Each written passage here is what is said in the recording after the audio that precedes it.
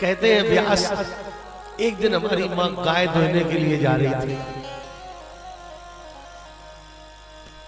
अंधेला था और अंधेले में रास्ते में सर्प पड़ा हुआ था। सर्प मां ने देखा नहीं, उसके ऊपर पैर धर दिया और उस सर्प ने मां के पैर में डस लिया। पैर में सर्प ने डसा और सर्प के डसने से मां की मृत्यु हो गई।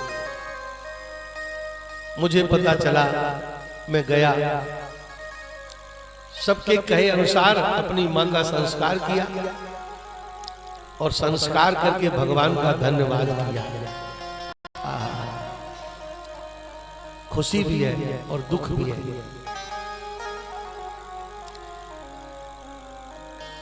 खुशी इस बात की है कि चलो भगवान ने अब अपने भजन करने का अवसर दे दिया, पर दुख यह है कि अब आज के बाद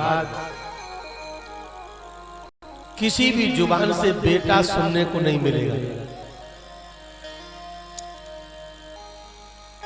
नाथ के रूप में दो ही हैं हमारे जीवन में, भौतिक जगत में माता पिता और भक्ति जगत में भगवान।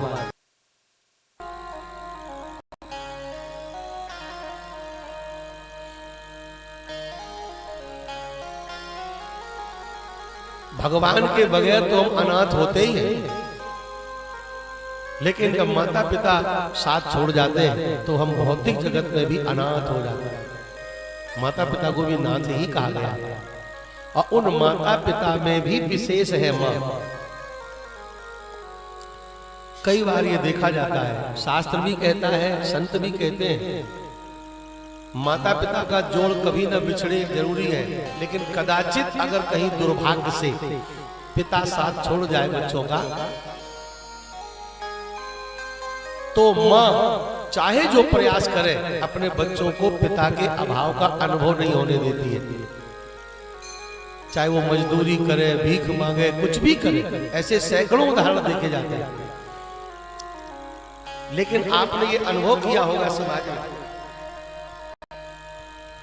कि जिन बच्चों की बचपन में मां समाप्त हो जाती है, पिता चाहे कितना सामर्थ्यवान हो, धनी हो, ज्ञानी हो, संपन्न हो, सब कुछ हो, लेकिन बच्चों के लिए मां के भाव की पूर्ति कभी नहीं कर सकता, हो ही नहीं सकता।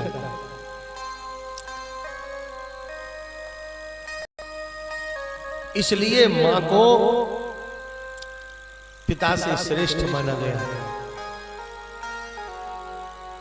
संतों ने तो यहां तक कहा, मातु पिता जग तीरथ दोई, पर मां जैसा स्थान ना कोई। माता पिता दोनों तीर्थ हैं, लेकिन मां के समान कोई स्थान नहीं।